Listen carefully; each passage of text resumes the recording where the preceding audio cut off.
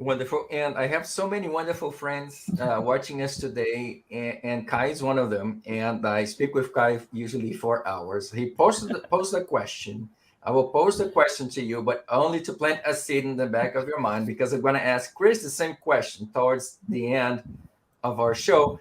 But really, his question is, so how do we get to a global consciousness that cares about all living beings? I'm going to save that. I'm not going to pose that now.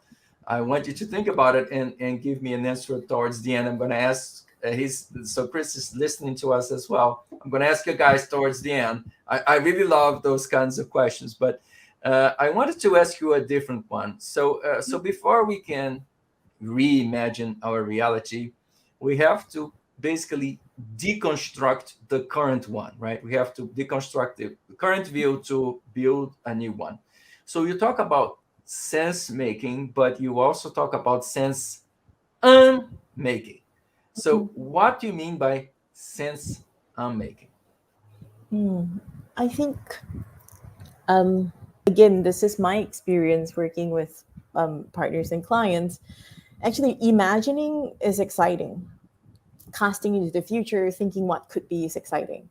And then figuring out what to do to get there. That's what's really intimidating. And that's because they have sunk cost structures and processes and things in place that they don't even know how to begin reworking. So actually what I found is that the imagination that we can stimulate, but then you get to this hard wall, which is, oh my god, we have to deal with all of the things. The costs of change is so high. This immunity to change is so strong.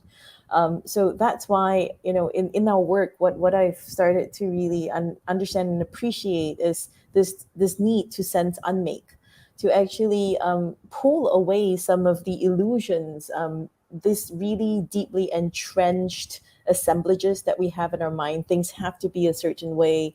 The structure is so, we've invested this much, the cost of change is too high. Like, these are the things you typically hear when you're trying to attempt any type of change. And again, if we're speaking about futures and guiding our clients toward a new future, it involves a lot of reworking of their existing systems. So I think sense unmaking is one of the more operational technical bits that we have to deal with when we're actually putting change into motion. So that's why I think that's one of the things I highlighted in the article. Because whilst we sense make and we're very good at making meaning, it comes really naturally to us. It's harder to unlearn or unknow something. You can never unknow something. You can only rework what that means to you. So I think sense unmaking is equally important.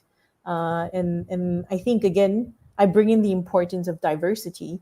The other fabulation that I talk about in the article is this tradition of critical fabulation, which is actually created by a Black feminist author, where she said, for example, the Black female slave experience was never fully told because there were never any accounts that were written by Black female slaves.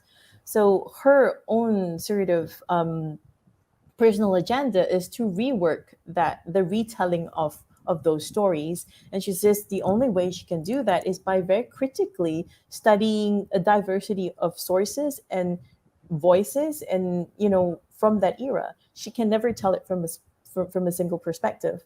So a lot of again, we see these round tables, these open conferences. It's really about bringing in a diversity of perspectives so that unmaking can be stimulated in a less intimidating way.